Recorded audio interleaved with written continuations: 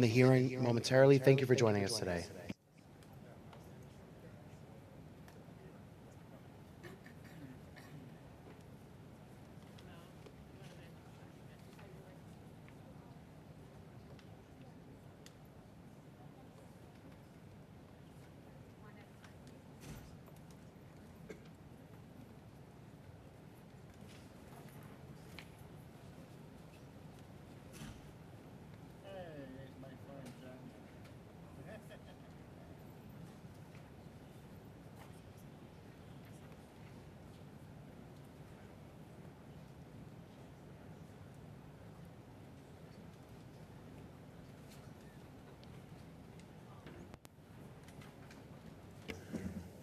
Good morning. Welcome to the first of the MTA's Fare and Toll hearings. This process is going to be laid out by our community relations team. Over to you. Thank you to everybody for being here. We always start with the safety comment, and that is about to unfold on tape. Let her rip. Your safety is of the foremost importance to the MTA. Therefore, we ask that you listen and adhere to the following instructions. If you witness an emergency, notify emergency personnel in the room and call 911 immediately.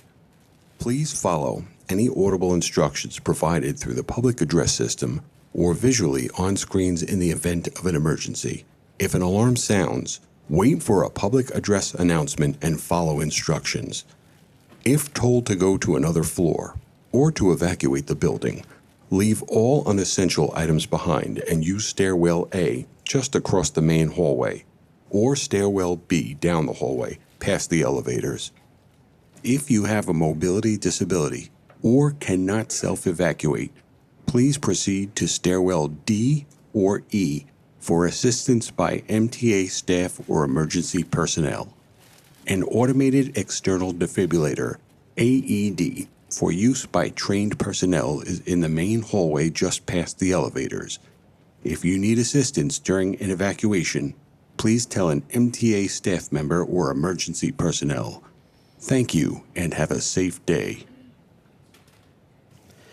Good morning, everyone. My name is Danny Randell from the MTA. I will be serving as this morning's hearing officer for this public hearing, the first of 4 hybrid public hearings to provide the public with the opportunity to comment on the proposed changes to MTA fares affecting transportation on the subways, buses, commuter railroads, Staten Island Railway, and Access-a-Ride. Today's public hearing will begin with a brief presentation, followed by public comments from speakers in the room and remote via Zoom. As a reminder, only those who are registered to speak will be able to give public comments. To make the public aware of these hearings, advertisements were published in 21 print media outlets, including multilingual outlets throughout the region. The MTA also provided notice of the hearings in multiple press releases, on the MTA website, on social media, on multilingual signs and digital displays in stations, buses, and trains. The MTA's Fair Hearing website, new.mta.info/2023-fair-hearings, describes these proposals in detail. By participating in this hybrid hearing, you're consenting to be recorded. We encourage anyone joining via Zoom or live stream to take a short survey using the QR code or link currently being displayed. This survey helps us understand the effectiveness of our outreach. The link to the survey can also be found in the Q&A section of the Zoom. This hearing is an opportunity for members of the public to comment on the fare change proposals contained in the hearing notice. Members of the MTA Board of Directors, agency presidents, and senior staff are here today to hear comments from the public. MTA subject matter experts will be available to answer your questions about fare change proposals both in the room and in the Zoom Q&A function. The Q&A function is available only if you are logged into the Zoom webinar online, and it is located on the lower portion of your Zoom window.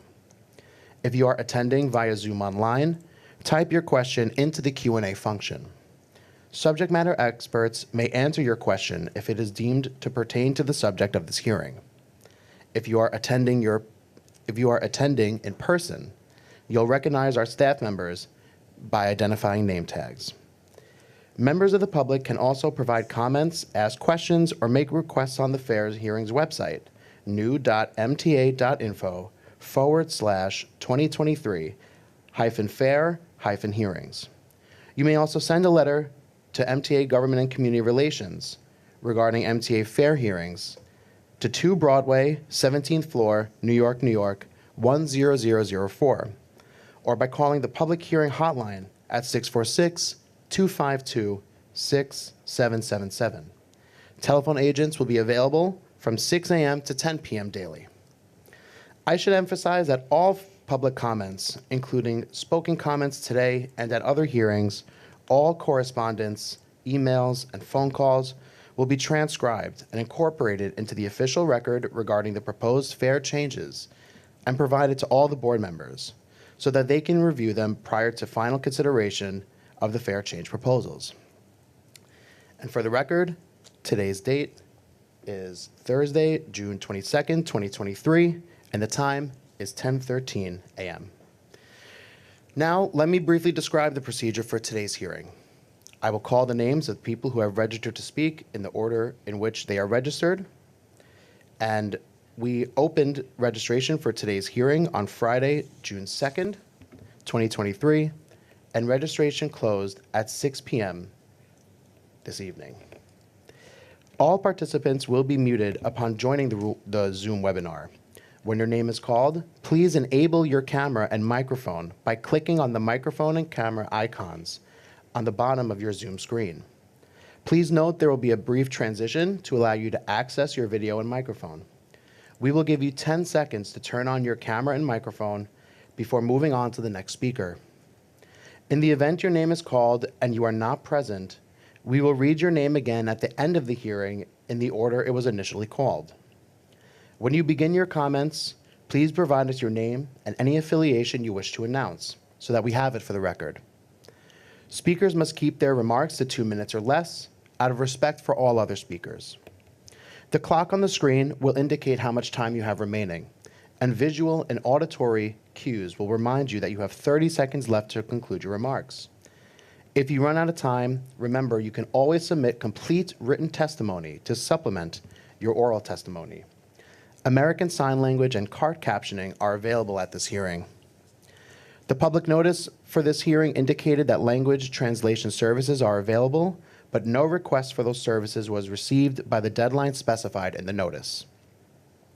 To access captioning at the bottom of the screen, select CC, and you will be able to turn on or enlarge the captions based on your preference. You can also view the entire script for context if needed. Users will not need to adjust their screens to see ASL. As a reminder, this hearing is being live casted and recorded and will be available publicly on our YouTube channel and our website.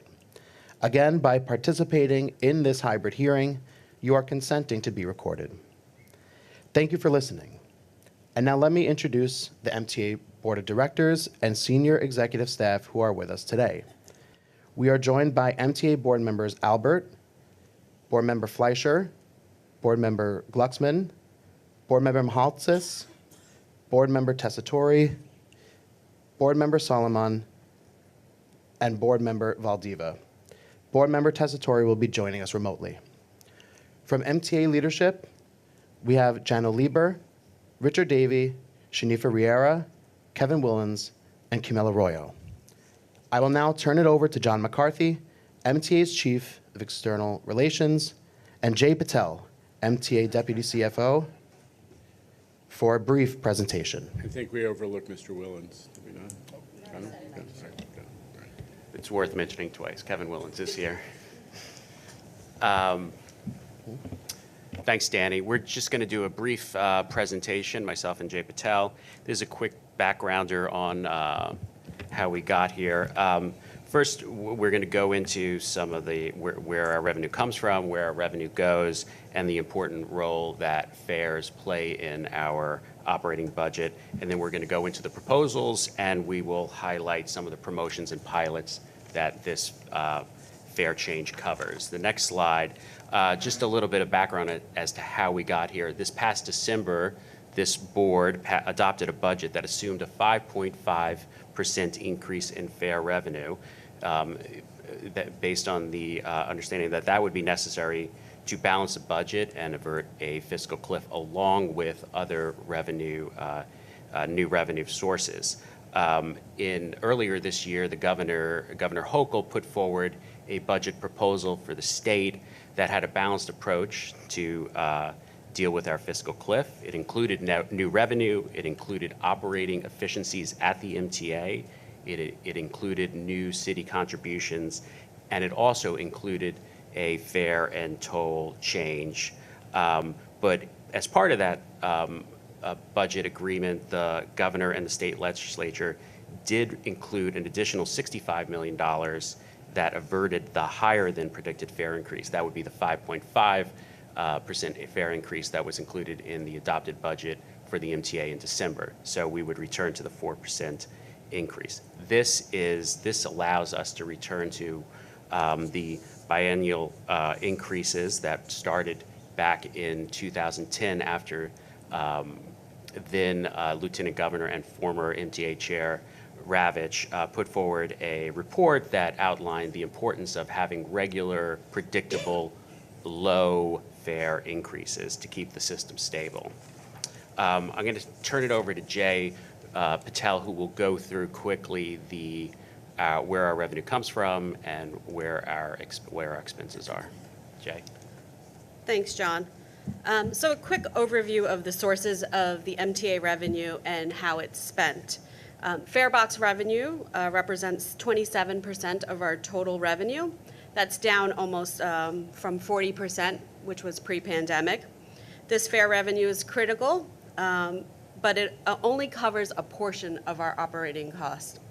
Operating costs, which include employee salaries, health benefits, these account for about 60% of our total operating budget, and then our non-labor costs such as fuel, traction, professional contracts, and maintenance contracts.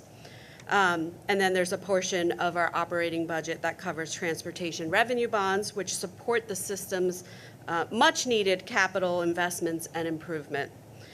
These costs increase over time, and modest recurring fare increases help offset portions of these costs. Thanks, Jay. The next slide that we're presenting illustrates what we were just discussing about the importance of having regular lower fare increases. As you can see in this slide, when we avoid a fare increase, we are then hit with a larger, not predictable fare increase, as you saw in the 2003 year on this slide after a 10-year gap. The theory is, and this is something that other transit properties are adopting, is that more frequent, smaller toll adjustments avert radical fare increases, as you saw in 2003, and it allows our customers to have a predictable fare increase that tracks inflation. Of course, we're also doing everything we can to maintain the affordability of our transit system.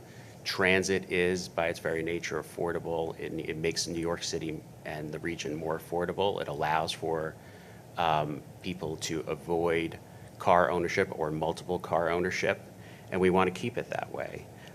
So most importantly, it's keeping our operating expenses in check. I think it's very clear in both the MTA's adopted budget and the governor's in the state's adopted budget that that is a critical piece of our path forward. And we've already done work in that area with reductions of $100 million in this fiscal year and growing that to $400 million in the out years and sustaining those savings. And we will continue to look at ways to not only maintain that, but look at other opportunities. Another issue that has come up frequently when it comes to affordability is ensuring that our fares and tolls are paid and that evasion it stops being a growing problem. This past year, we put forward, the chair put together a panel of experts, a broad panel across civic leadership in different areas. They reported out last month, and it was well received. The important findings are related to design and how we can improve the fare gates and and toll structures, streamlining ticket collection on the railroads, new messaging on benefits to fare payment, why we need this, why it's important for our operations, and then how we can work with the NYPD and other agencies to improve enforcement in that area. Also incredibly important on affordability is the work we've done with the City of New York on fair fares. This is half-price discounted fares for low-income residents in New York. There's a lot of discussions currently about how this can grow. That was also discussed in that panel report on fare evasion. So we're watching that closely. But again, this is an important part of keeping the system affordable and targeted affordability for our customers. We're also, as Jay will go through when she looks at some of the specifics on our rollout of new fare options, we're looking more and more at additional ways to improve fare capping and other instruments. Jay will take us through how the staff worked with the board in coming up with our new fares. Thanks, John. So basic approach to our 2023 fare increase. In December, the MTA began working with several board members, many of which are seated here today. Thank you. And we focused on three main priorities: increasing the fare to help balance the 2023 budget and future years, allocating increases with an eye towards equity, and then looking at customer behavior to responsibly prioritize our frequent customers. And so how did we do that? Let me walk you through our permanent fare increase, which is today's topic for the fare hearing. The 4% increase applies across our different fare media products. This slide shows you sort of how we approached each one. Quick highlights of this is the proposal is to increase the base fare by 15%, our 7-day Metro card by $1, as well as the Omni fare capping pilot that we have by $1 as well, and the 30-day by $5. On the railroads, we're looking at increasing our tickets by 4.5% on average for the monthlies and weekly tickets. Oh, I'm sorry, not 15%, 15 cents. Thank you for the correction, Kevin. Base fare proposal is to go from $2.75 to $2.90, clarification. So when discussing permanent fares, it gives us an opportunity to talk about pilots and promotions as well. And these are pilots and promotions that we include and review to see customer behaviors to talk about in the future. So as we look at our fares and the pilots and promotions, we look to build on the legacy of offering fare products that take advantage of our existing capacity and delivering equity across the system. With that goal in mind, we're introducing some new pilots. We're offering customers a 7-day rolling fare cap on Omni. It's moving away from the static Monday through Sunday fare capping, but it allows us to give our customers flexibility and start their work week at different times of the day, different days of the week, rather than fixed Monday through Friday schedules. We're also expanding the city ticket to weekday peak for $7 while maintaining our off-peak city ticket for $5. We are launching a new Far Rockaway ticket, and we continue to maintain the deep discounts on our monthly tickets. The monthly tickets are already discounted pre-pandemic 40%. This continues the 40% to 50%, which was a promotion that we did in 2022. These help provide rail access via affordable fare products in communities that do not enjoy the same access that our subway customers do. Turning it over to John to close out this presentation. Yeah, so again, we are hearing from speakers in person and on Zoom, just to thank the board members and senior staff for being here and just to advise how this works. There's a lot of access opportunities here if you want to speak. We'll be doing a series of these today, tomorrow, again on Monday. 2 minutes to speak. Please register if you haven't already, and there's opportunities to register. We really, this is very important. Hearing from you is very important. The board members always come back to us, whether it's at our board meetings or at hearings, and express the importance of hearing from you. They are here today, and there will be a series of board members throughout the remainder of the hearings. Also, just reminder to reiterate what Danny mentioned earlier, we will have government community relations staff available both online and in the room to help with other questions, so please don't hesitate. Danny, back to you. Thank you. Thank you, John and Jay. We will now move to the public comment portion of today's public hearing. I will call our first public speaker of the night, of the day. Apologies. When your name is called, if you are participating via Zoom, there will be a brief transition to allow you to turn on your camera and unmute yourself through your microphone. Our first speaker today over Zoom is Assemblymember Jessica Gonzalez Rojas, followed by Barbara Blessucci.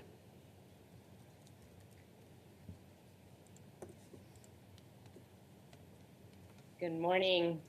Good morning. Can folks hear me?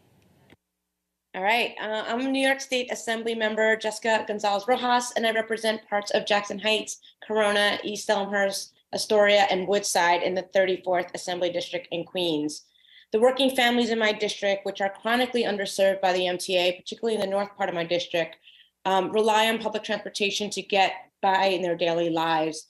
My constituents and so many hardworking, low-income, and immigrant New Yorkers cannot and should not bear the burden of a fare increase of $2.90. I, along with many of my colleagues in Albany, advocated throughout the legislative session for funding and legislation that would have fully funded the MTA, improved service frequency, and prevented fare hikes. I introduced a bill that would improve MTA's finances by directing revenue from the Internet Marketplace sales tax and remitting it directly into the agency's budget. And while that didn't pass, I was very pleased that we did pass a budget that included $35 million to improve subway service frequency and funded a pilot of 5 free bus routes, 1 for each borough. But I'm now urging the board to figure out other ways to improve its fiscal soundness without passing the responsibility to transit riders who cannot afford another fare increase. New Yorkers, including my constituents, are already struggling with everyday costs. This choice to further burden them with this fare hike is an unnecessary decision by our executive, and it doesn't need to be so. We could have increased revenue and avoided this by taxing the rich, as many of my colleagues and I propose we should. So I adamantly oppose this proposed fare hike. In a modern and abundant city and state like New York, no one should have to dig even deeper into their empty pockets to get to work, drop off their children, get to the hospital, or get to school themselves. Thank you all for your work, and thank you for hearing me out here. Thank you for your remarks. Our next speaker will be Barbara Blessucci over Zoom, followed by Joseph Morales in the room.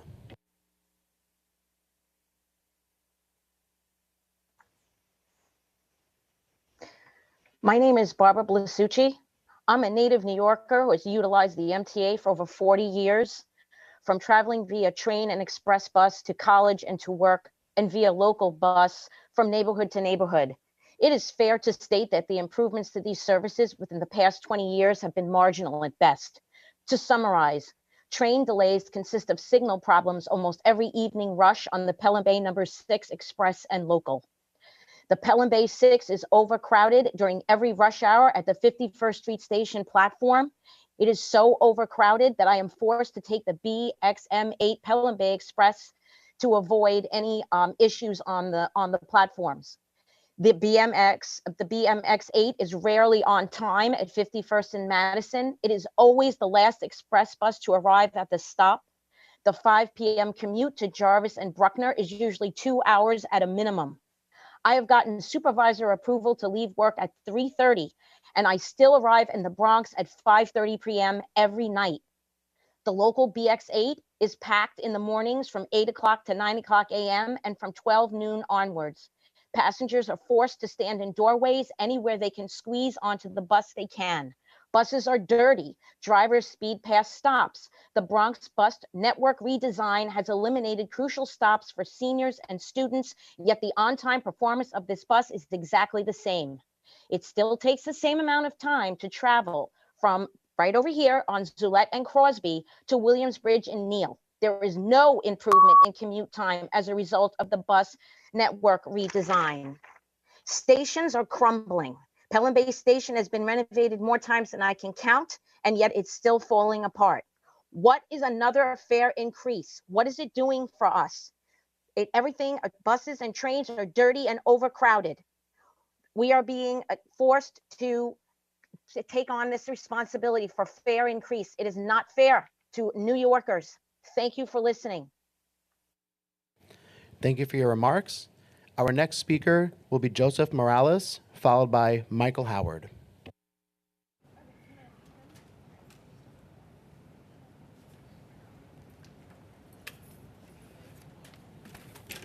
All right, good morning, everyone. My name is Joseph Morales. I'm a junior in high school. I'm gonna start with talking about the $7 peak city ticket. Unfortunately, while this is progress, it's not gonna work for Bronxites and low-income individuals who already cannot afford the $5 city ticket or even a traditional subway fare.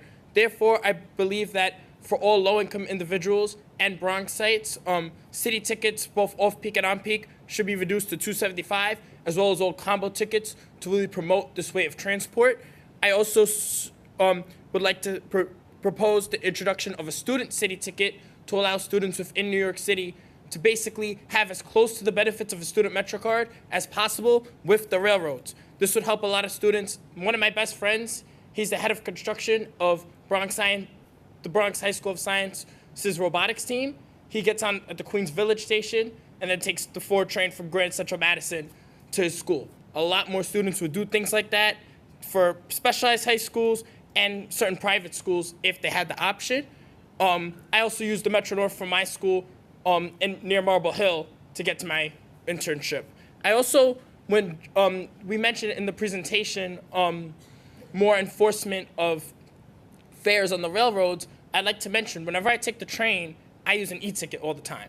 Most passengers that use paper tickets, what they'll do is they'll put their paper tickets on the chair and the conductor will come by and collect them.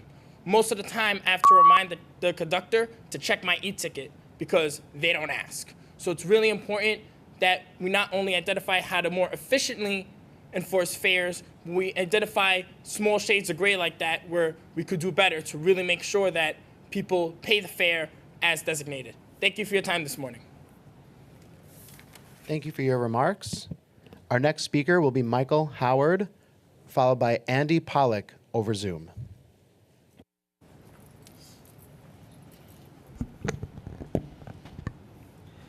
Morning. My name is Michael Howard. I prefer Mike, spelled M-I-K-E. I just want to say I've been a reduced fare customer for 20 years, since 2003. And I remember I used to, correct me if I'm wrong, I remember I used to pay 75 cents each way in the beginning. What I was gonna say, okay, fare hiking is a major sham. You feel me? And forgot to mention this, that the reason I've been a reduced fare customer for the last 20 years because I have a mild intellectual disability, and plus I also live in Southeast Queens, which is Far Rockaway. But I'm just glad what I heard about Far Rockaway is getting a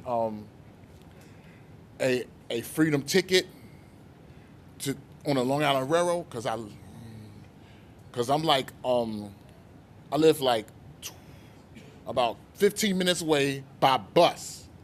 By walking distance, it would have took me 30 to 35 minutes from my house. I also live around, in Far Rockaway, I live around Long Island, like Atlantic Beach, Long Beach, and 5 towns. So anyway, y'all have a blessed day. Thank you for your remarks. Our next speaker will be Andy Pollock, followed by the remote speaker identified as NP.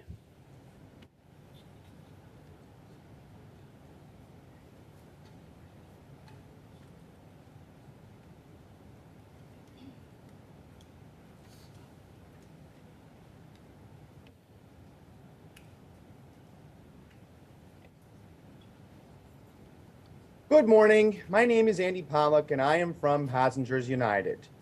Well, here we are after 2 years. I said in January of 2021 to the board that we should hold off on these fare hikes until 2023. Well, here we are. It's 2023. We know everything is going up in cost. That's a given these days. And we know that everything is on the table. First things first, please go with toll option B. What is toll option B, you may be wondering. Toll option B would keep the Easy Pass toll on the bridges and tunnels to below $7, where it currently is, to only $6.96, but would only raise the mail tolls to $11. To a price that I can't specify at this moment, but it would be more than the Easy Pass. So don't burden the Easy Pass users. That's what I'm asking. And also, if you're going to go through with these fare hikes, please do not eliminate the Atlantic ticket. We need the Atlantic ticket. Thousands of people in Queens rely on this program to get to and from Atlantic Terminal to various destinations throughout the borough of Queens every day, every week, and each and every month. It can vary. And that's what led to the Empire ticket, the way it is, for $5 to go to Grand Central Madison and Penn Station from Queens. So please do not eliminate the Atlantic ticket. And please think about what you're thinking of cutting before you even think about raising the fare to $2.90, and even think about raising our railroad fares on Metro North and the Long Island Railroad. Thank you very much. Thank you for your remarks. Our next speaker will be the remote participant identified as NP, who has also requested ASL assistance, followed by State Senator Robert Jackson in person.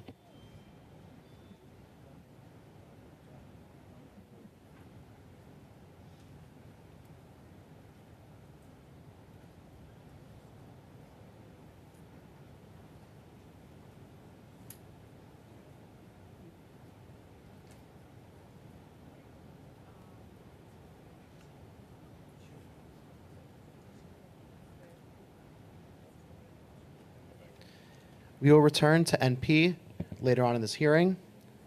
Our next speaker will be Senator Robert Jackson.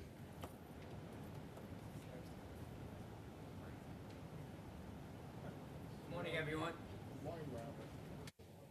Thank you. So good morning, and thank you for having me. I'm Robert Jackson, the state senator representing the 31st Senatorial District, comprising of Northern Manhattan, Washington Heights, Inwood, Marble Hill, and now 1/3 of my district is in the Northwest Bronx. So my people that I represent ride the A train, the number 1 train, and then the number 1 and the 4 train in the Bronx.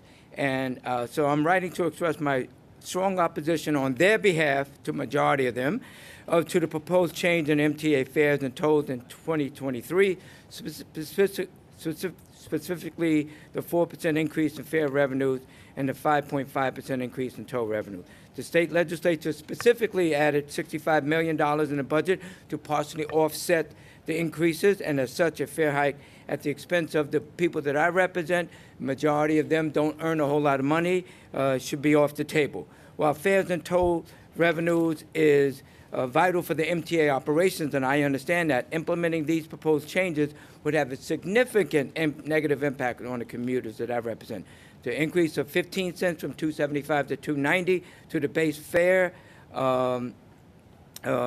However, the individuals who heavily rely on the public transportation, such as low-income earners, students, senior citizens, these increases will result in a substantial financial burden over time.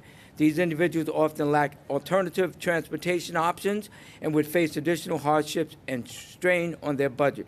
Furthermore, the reduction in services and amenities is another concerning aspect of the proposed changes. With the increase in the fares, commuters have a reasonable expectations of improved services, and bottom line is that they cannot afford it.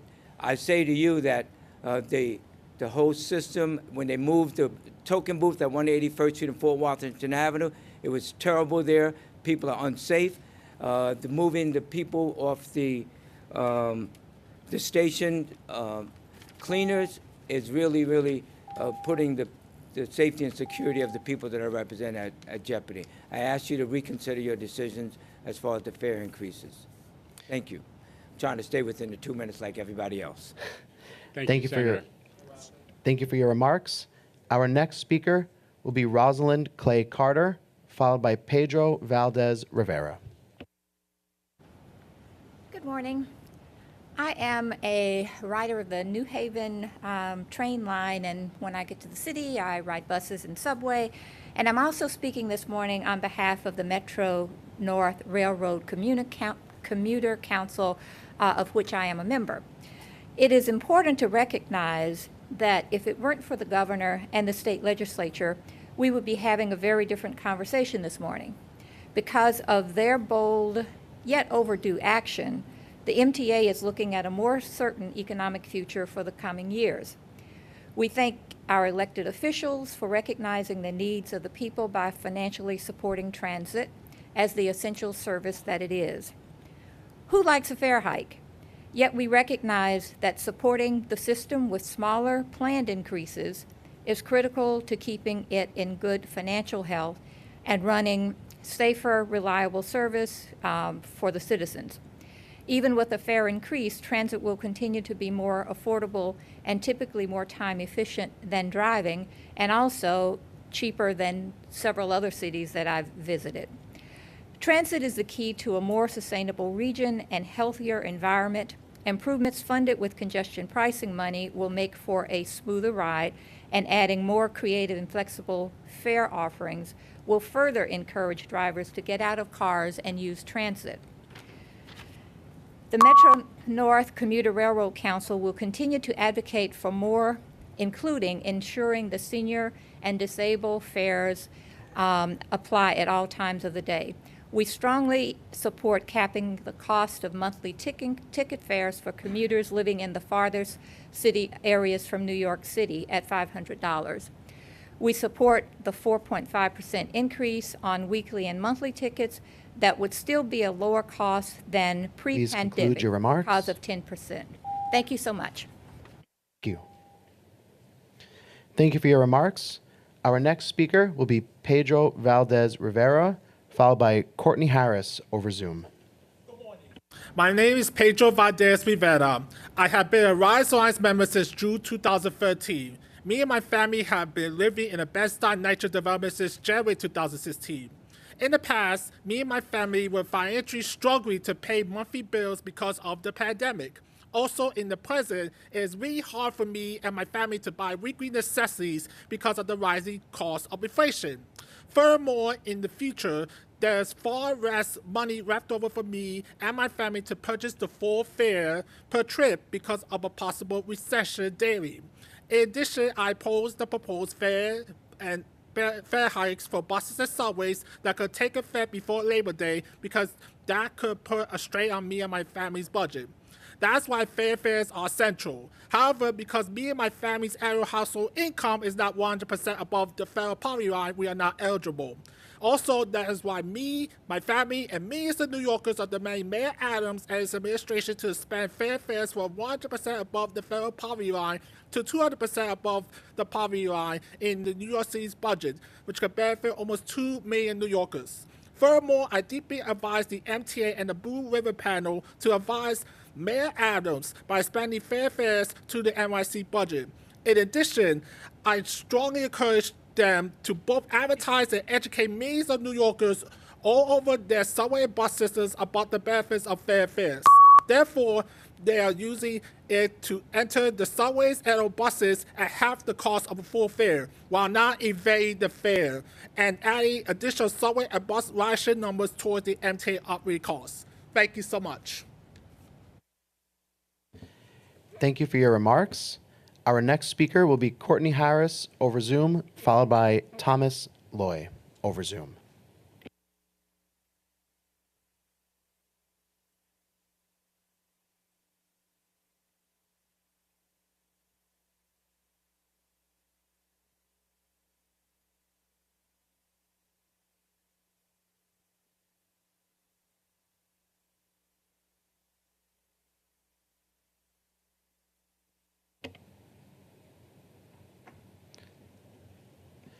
Yes. Complain about, hello?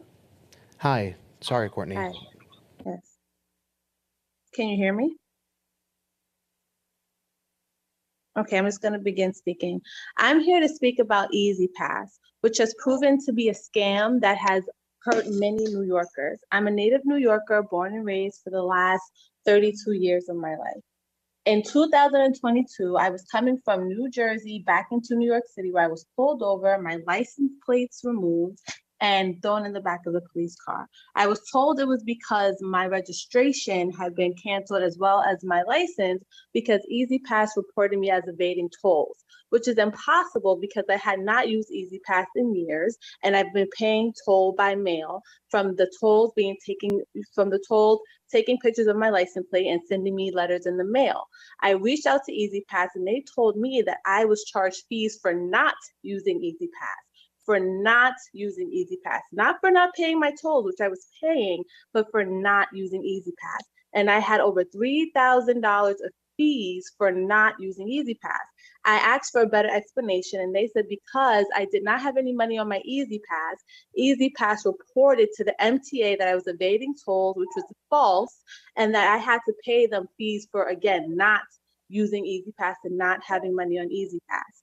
I ask that Easy Pass is held accountable for their scam, shark loan-like behaviors for attacking people and stealing money from innocent New Yorkers. Again, when I looked on my Easy Pass account, it said that I owed $0. And that is because, again, I had not used Easy Pass in years. And Easy Pass reported me as evading tolls, which I was not doing from paying. I paid all of my tolls and I had to pay that money. So I asked that they're held accountable and that they're either A, removed from the toll system, or that, again, they're held accountable for their misbehavior. Thank you. Thank you for your remarks. Danny, somebody will be in touch with that speaker on the chat function. Have her hold on. Okay. Thanks. Thank you. Our next speaker will be Thomas Loy over Zoom, followed by Daniel Carpin.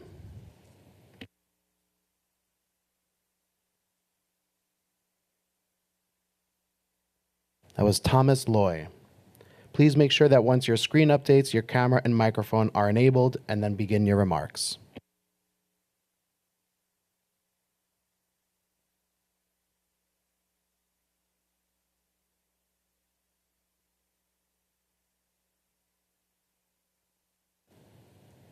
We will return to Thomas Loy at a later point in the hearing. Now we will proceed to our next speaker, Daniel Carpin, followed by Sergio Cruz.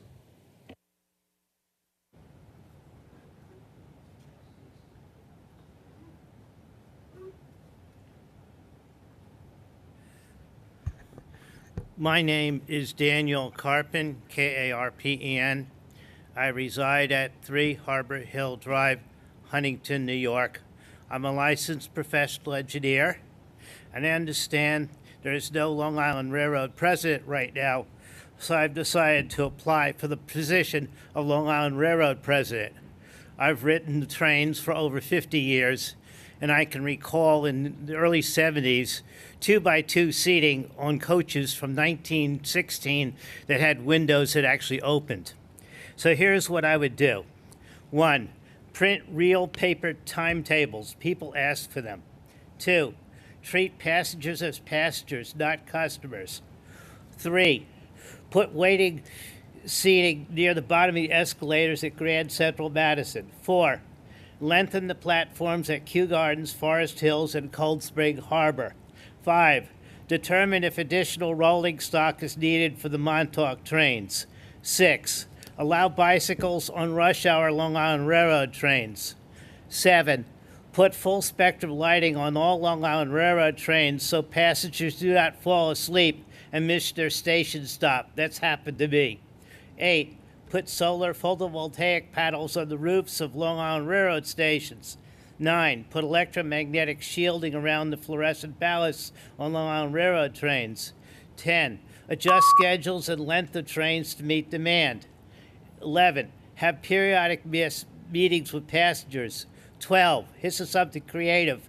Make the second from last car a singles car. Provide a free monthly pass good for 1 month for each bride and groom who meet while traveling on the Long Island Railroad. By the way, my ticket from Syosset to Grand Central Station, Please conclude your paper ticket, remarks. was not picked up by the conductor this morning. Thank you for your remarks. Any comments from any of the board members? This hearing is an opportunity for the members of the public to comment on MTA's proposed fare changes. Speakers' comments will be recorded and provided to the MTA board and leadership for their review. Thank you for your remarks. Our next speaker will be Sergio Cruz, followed by Charlton DeSouza over Zoom.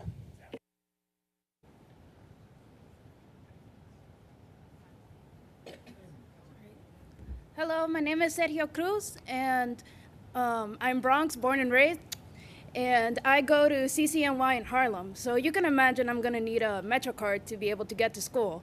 But here's the problem with that.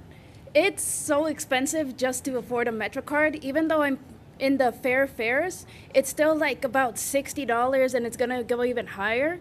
And I know you could just say, just get a job. I got 3 of them, so even with 3 of them, I gotta decide in between rent, other bills, necessities, and all that. So you can imagine, you guys are New Yorkers. You should understand, like about 75% of our paycheck goes to our rent. So we shouldn't have to decide between whether we want to be able to go to school or to our job, between that or just starve in general. And something that may seem like just a couple of cents to you guys, it's actually a life or death situation for many others. I'm not the only one who has to deal with this. Like, I have so many people behind me that also need to use that money in order to pay other fees. And there are many people in dangerous situations, like, for example, dangerous working conditions or dangerous family situations that they can't just like move or go somewhere else because that's unfortunately the only way they can afford to survive. And we may be blinded by the fact that these people are considered adults by the time they're 18, but 18 is barely an adult. These people are still children, and we shouldn't be showing children that we are going against them. We should be showing that we are here to help them. And we need to show them that we are deserving of the American dream to go to college and succeed in life. Otherwise, we're not deserving of that title. Thank you very much. Thank you for your remarks. Our next speaker will be Charlton DeSouza over Zoom, followed by Jackson Malkus in person.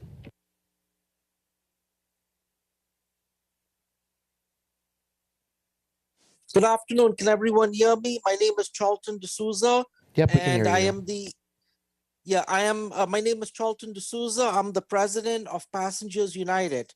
And yet again, the MTA is raising fares. Not only that, but you guys are going to raise the price of the Atlantic ticket to $7 because city ticket during peak hours will now be $7 for a shuttle service where people have to take 45-minute trips to Brooklyn from Queens.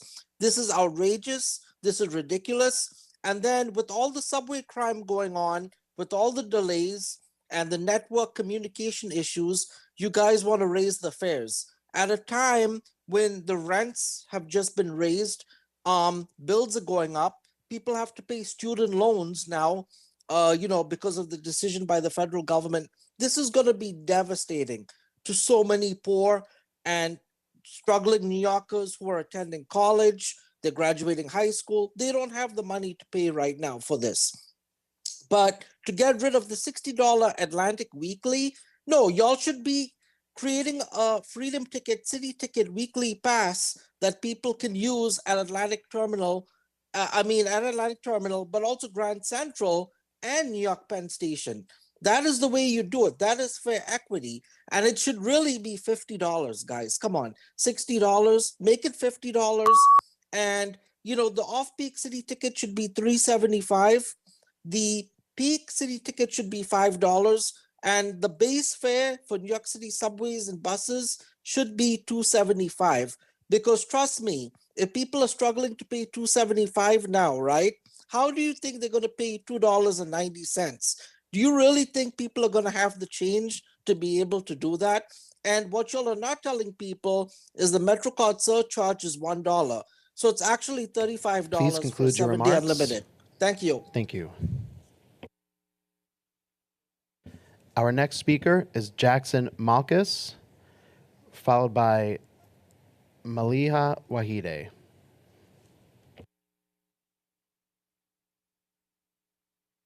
So, thank you for the opportunity to testify today on the proposed fare hikes.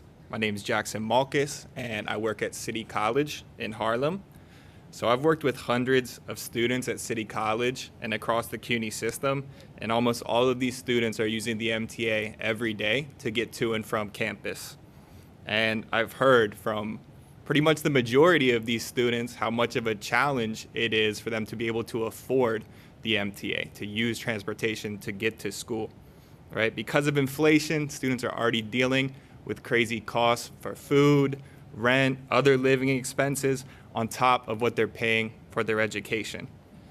In fact, the Center for an Urban Future found that during a survey on college costs, affording a MetroCard was the single biggest financial barrier students cited to completing their education. That's the #1 barrier for them completing their education. So we know that CUNY graduates are some of the most important contributors to New York's economy. CUNY graduates stay in the city and they give back to it. So from my perspective, it's obvious that the city should be supporting CUNY students however they can and working to remove any barriers that students could face on the way to getting their degree. So I'm asking that the MTA board rejects the fare hike proposals and looks to expand the Fair Fares program to 200% of the federal poverty level. I'm requesting that the MTA does what it can so that we do not further prevent low-income residents of the city from accessing essential public transportation. Thank you. Thank you for your remarks. Our next speaker will be Malikah Wahid, followed by Jonathan Chastain over Zoom.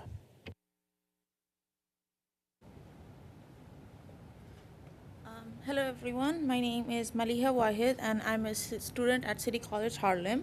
I thank the MTA for the opportunity to testify today on the proposed fare hikes. So as a City College student, I have to commute from Brooklyn and back, and I have to take the train at very odd hours, sometimes at 7 a.m. in the morning, sometimes at 9 or 10 p.m. at night.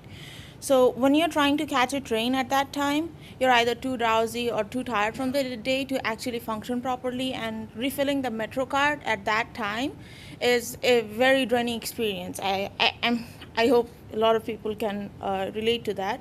And I think it's arguably worse for me as an international student because I can't get a job, and a big portion of my budget just goes into getting the MetroCard and just getting to school. So sometimes it becomes a choice between a meal and a ride to school.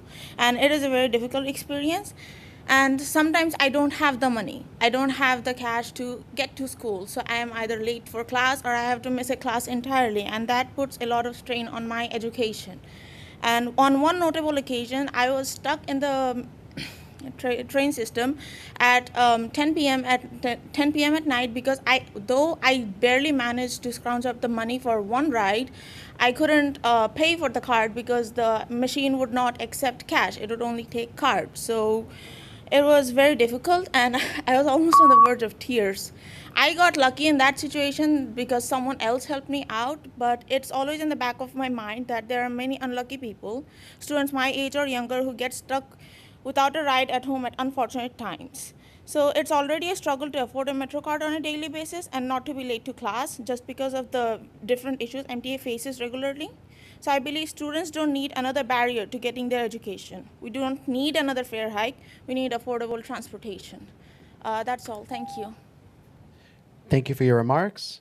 Our next speaker will be Jonathan Chastain over Zoom. There will be a brief transition as you are enabled to turn on your camera and microphone. Please make sure that once your screen updates, your camera and microphone are enabled, and then begin your remarks. Good morning, everyone. Thank you for allowing our community time to express our concerns regarding these proposed fare hikes. In January of 2022, the MTA received a substantial $6 billion in federal funding, fulfilling the $14 billion in pandemic funding previously granted. I thought this funding would prevent fare hikes. Considering the significant financial support, I oppose the proposed fare increase. Instead, I strongly advocate for fare reduction or a cap on future fare increases. However, if this fare hike is unavoidable, I urge the MTA to take additional measures to improve quality of service. These measures should emphasize consumer satisfaction metrics, transparency, and a commitment to a cleaner and safer buses, subways, stations, and stop. By prioritizing these aspects, the MTA can enhance the overall commuting experience for its riders. I live in Northern Manhattan. I'm a regular customer on the MTA, and I would like to see quality of service improved, but I do not want to sacrifice affordability for many, many people who utilize the MTA every day. I yield the rest of my time. Thank you. Thank you for your remarks. Those conclude the folks who are in our Zoom room, but we do have speakers in the room left. If you believe you have registered for today's hearing but have not yet heard your name called, please either speak to a member of the staff in the room or indicate so in the Zoom Q&A function. Our next speakers will be Constance Lesold, followed by Iva Webster.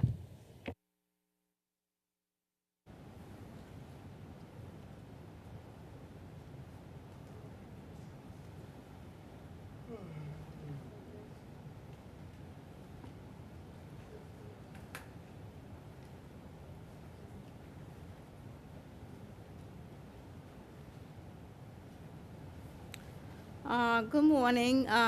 Thank you for this opportunity to speak to the MTA regarding the fare increases. I'm a senior, and I've ridden the public buses and subways for the past 63 years, and it's been quite convenient.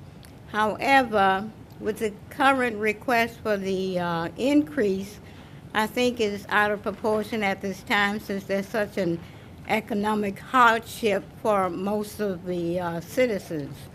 However, I would like to express that you would consider the economic hardship of the persons at this time and consider a delayed increase at this time. I'd appreciate your listening to my request. Thank you so much.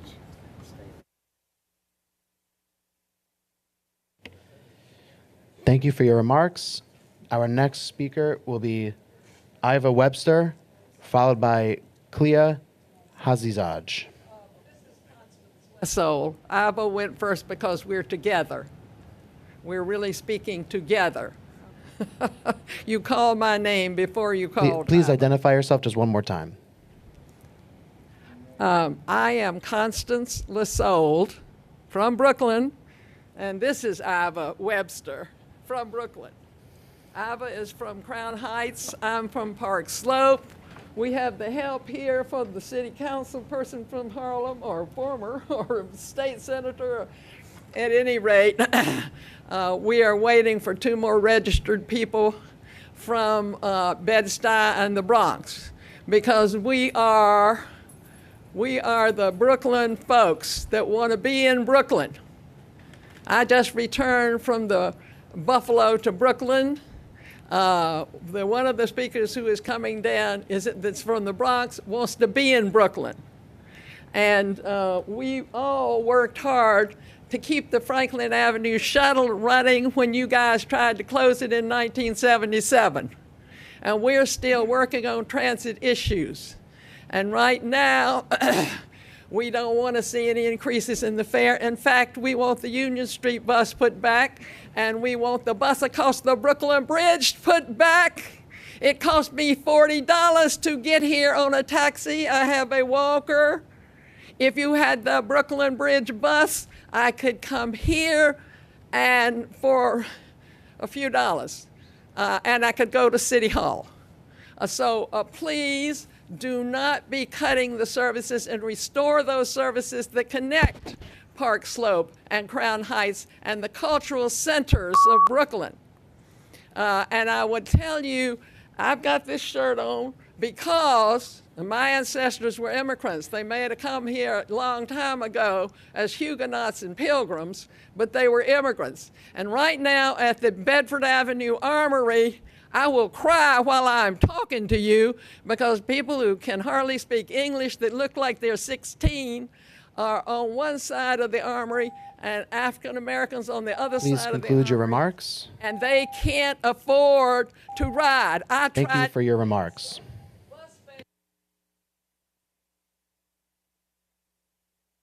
Thank you for your remarks.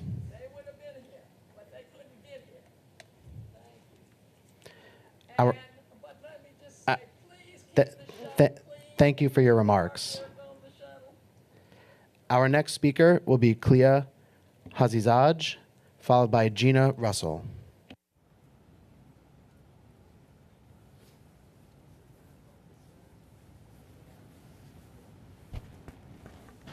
Hi, my name is Clea Hazizai, and I'm a Bronxite and a student at City College.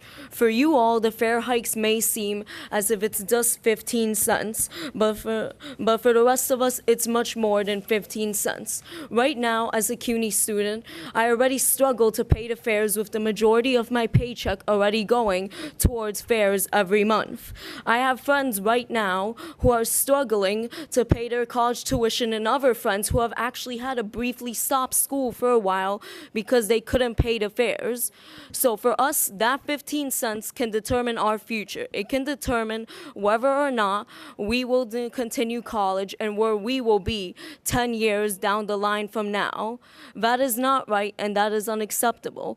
And also, right now, every city budget in this city is being cut. All social support systems are being cut. People can barely afford to pay rents here in New York City.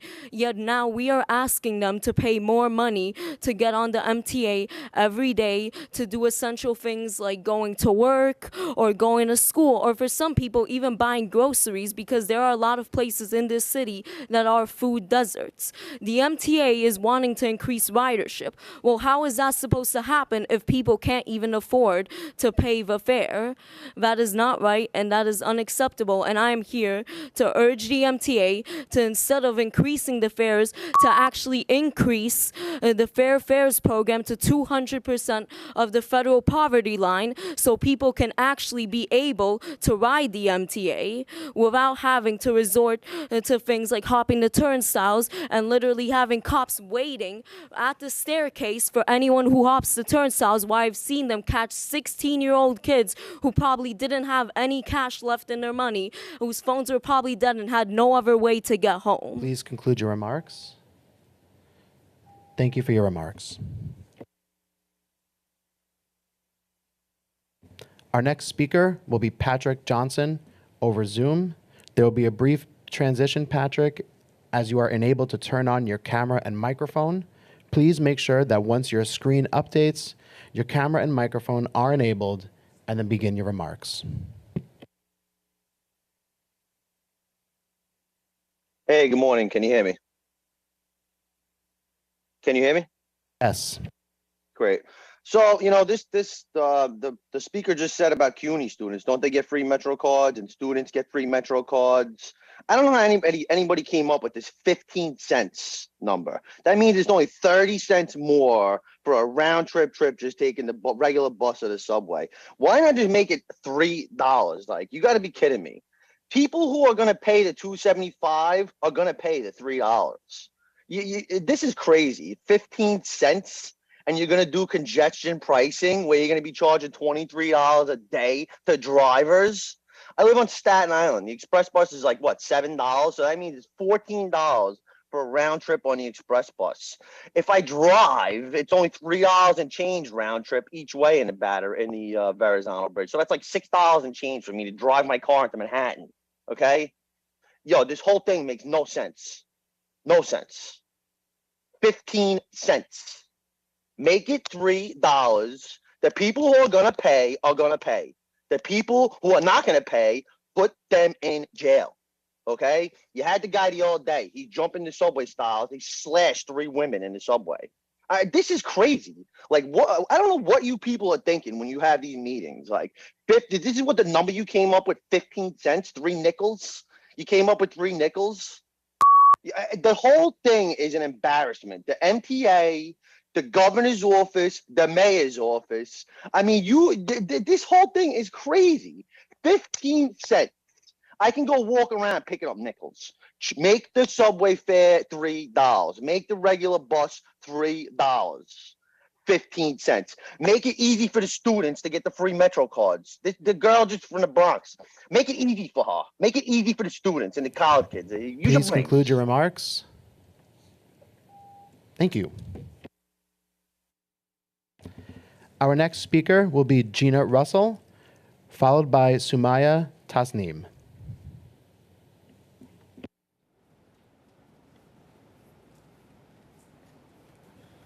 Good morning.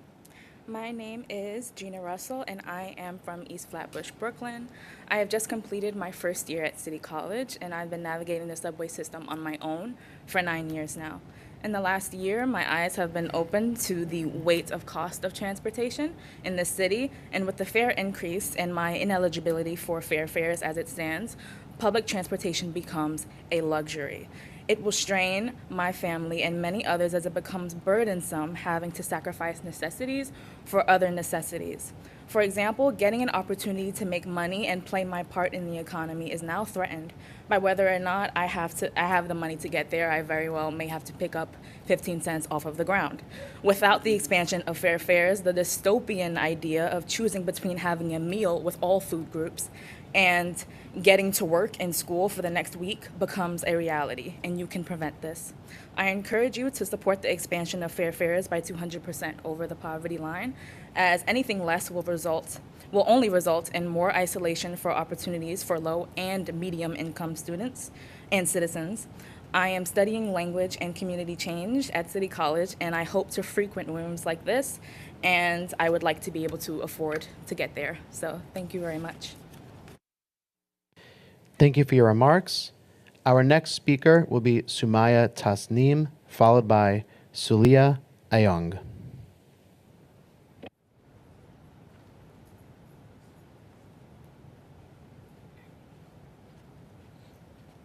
Hello, everyone. My name is Sumaya Tasneem, and I'm a student of City College of New York. Thank you so much for this opportunity to testify today on MTA's proposed fare hike. I'm from Bangladesh, and I'm an international student. My tuition fees and also living costs come from my country. Just like me, there are thousands of students who come to New York for their higher education.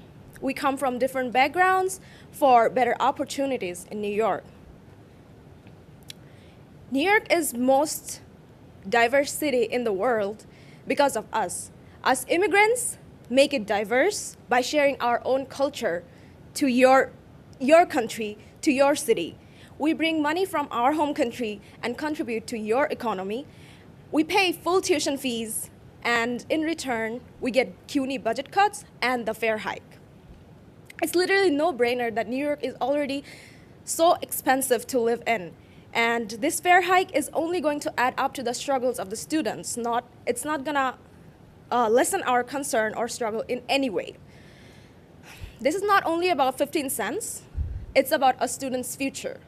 It's about a student's future is a state's future and a country's future. Students dropping out from college for fare hikes or tuition fee should not even be a topic of a conversation, let alone coming here in front of the board and talking about it. So I strongly oppose the fare hike and implore the board to reject the proposal. Thank you. Thank you for your remarks. Our last registered speaker is Sulaya Ayung in person.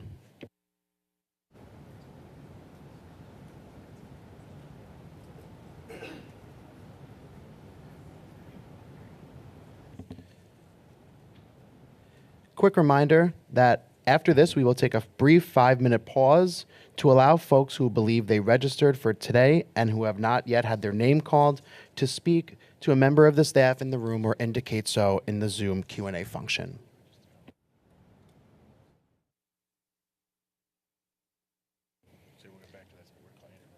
We will return to that speaker momentarily. Our next speaker will be Andrew Rain.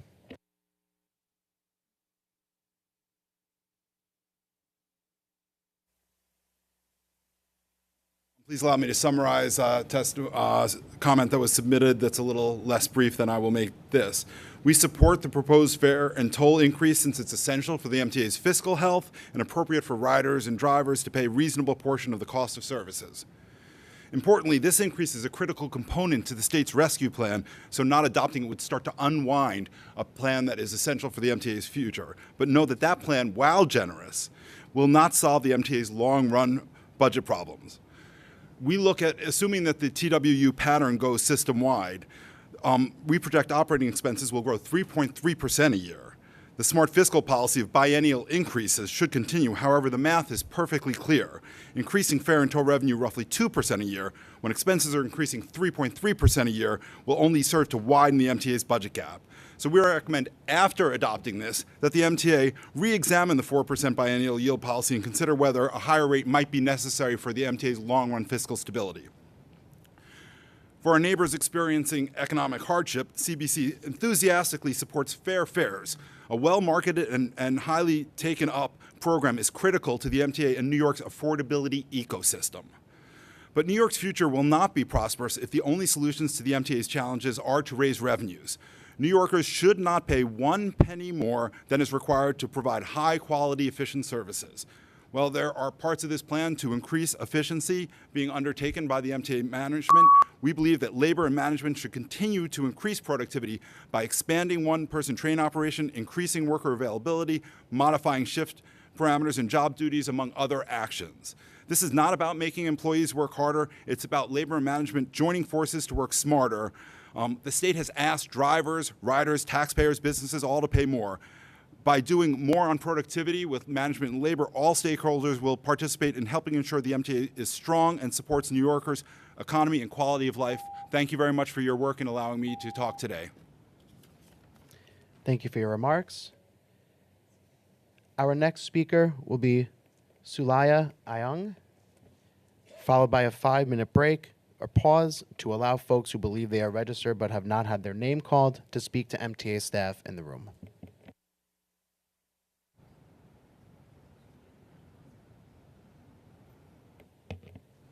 Okay. We will now take a 5-minute pause to allow folks who believe they registered for today. Danny, just real quick. Again, anybody in the room who needs more information on fair fares, there are representatives in the back who can speak with you.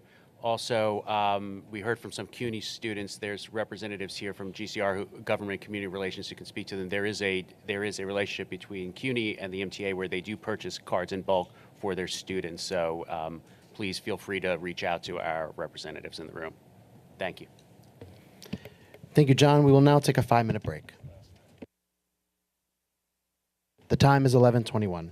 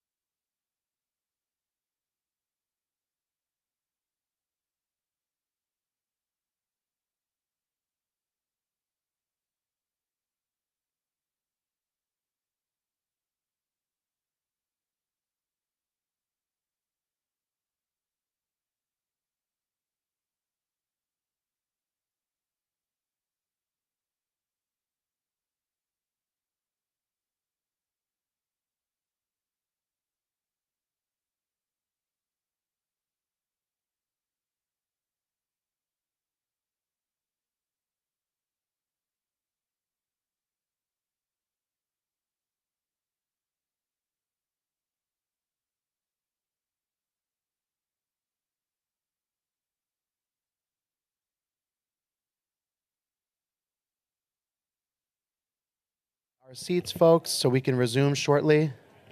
Folks, could please return to their seats so we could resume shortly.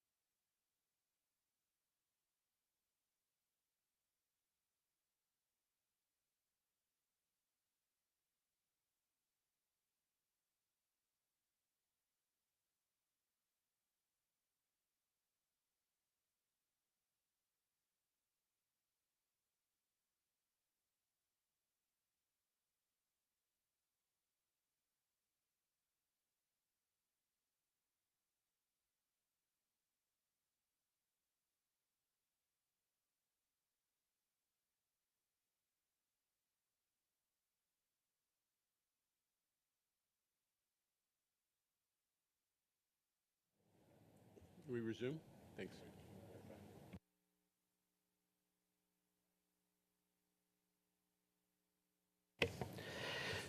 So that concludes our public comment session. There are no additional speakers. Thank you all for joining us this afternoon, this morning. As I mentioned, the time is 11:34, and this concludes our meeting for today. Please visit the MTA's Fair Hearing website, new.mta.info/2023-fair-hearings. We will be back for our second hybrid hearing tonight at 6 p.m., and you can still register to attend that event until 6 p.m. As a final reminder, in addition to the hybrid public hearings, there are also several other ways that you can provide comments. You may also send a letter to MTA Government and Community Relations regarding the MTA Fair Hearings and address it to 2 Broadway, 17th floor, New York, 10004, or call the Public Hearings Hotline at 646-252-6777. Telephone agents are available from 6 a.m. to 10 p.m. daily. Thank you. Thank you to the board members for attending.